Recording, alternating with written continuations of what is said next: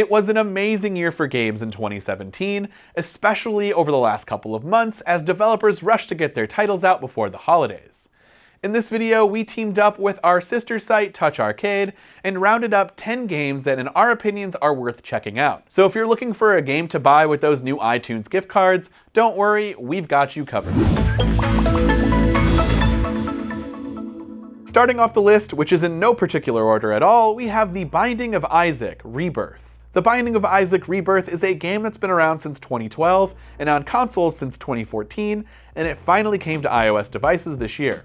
A dark game that was inspired by a biblical tale, and the goal is to get the main character, Isaac, away from his evil mother while battling through a series of procedurally generated dungeons. This is a roguelike dual-stick shooter with virtual controls and support for MFI controllers. Definitely a lot of fun and worth checking out. Next up is Cat Quest, which is also available on Steam, PS4, and Nintendo Switch, and it's an open-world RPG set in the kingdom of Felingard, where the goal is to take on the role of a cat who is on a quest to rescue his kidnapped sister. As with traditional RPGs, the idea in Cat Quest is to collect loot, complete quests, and venture through dungeons after dungeons, defeating enemies to progress through the game. Cat Quest has adorable graphics that are sure to charm any cat enthusiast, and the gameplay is pretty fun. Next up on the list is Death Road to Canada. This game is an action RPG where players are tasked with managing a car of passengers on a road trip to Canada to escape the horde of zombies that have invaded the United States. It's a little bit like a modern version of Oregon Trail, but it's much harder and there are zombies to contend with. Along the way to Canada, players must make stops and fight zombies to gather supplies and recruit new team members. The game ends when the team dies, but gameplay is never ending because each new game is randomly generated with different events. Fez Pocket Edition is next up on the list, and it's the mobile version of the popular puzzle platformer Fez, which has also been around for quite some time. In Fez, players take on the role of Gomez, who lives on the 2D plane of a 3D world. Using a magical Fez, players can travel between a total of 4 2D planes that make up the 3D world, rotating back and forth between them to solve puzzles and collect cubes to save the universe. Next up on the list is Fire Emblem Heroes. Fire Emblem Heroes is a Nintendo franchise and one of the new Nintendo branded games that came to iOS devices this year.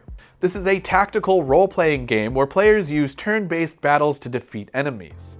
Characters from across the Fire Emblem universe are available to play, and players are tasked with developing their skills to defeat increasingly difficult enemies. Gorogoa is next up on our list, and it's a card or tile-based puzzle game where players combine, rearrange, and explore each image to discover the connection between them to advance through the game. Gorogoa has the potential to be frustrating because there isn't always an obvious solution to a puzzle, but the artwork, gameplay, and storyline keeps players engaged. Gameplay consists of rearranging, shifting, and zooming in and out of panels to reveal hidden secrets and progress through the story. Grid Autosport is a racing game where players take on the role of a pro racer aiming to build a racing career. There are more than 100 cars and tracks in the game, along with a multiplayer online mode that allows players to race against one another. There isn't really much more to say about this one. It's a super fun racing game that has some really impressive visuals. Next up on the list is Reigns: Her Majesty.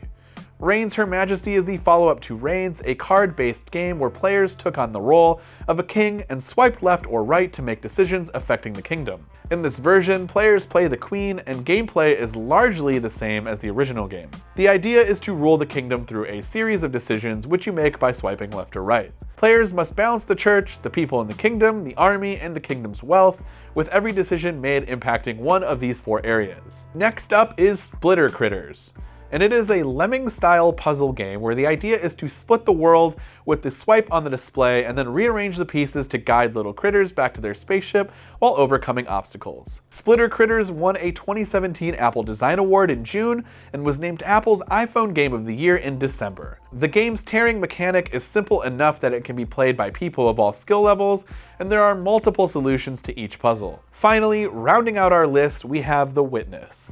The Witness is an open-world, puzzle-based exploration game that was inspired by Myst. Players are stuck on an island, and the idea behind the game is to solve puzzles and progress through the 11 island regions. The Witness originally came out in 2016, but it didn't make its way to iOS devices until September of this year. Gameplay is non-linear and consists of exploring the island and solving maze-style puzzles that gradually incorporate new concepts, so players may find themselves returning to an area once a new mechanic has been unlocked. So that wraps up our list of our top iOS games of 2017. Let us know what your favorite game of the year was in the comment section down below, and if you're interested in more gaming content, be sure to visit our sister site, TouchArcade.com, for more game coverage. This has been Dan with Macromers, thanks for watching, and I will see you next time.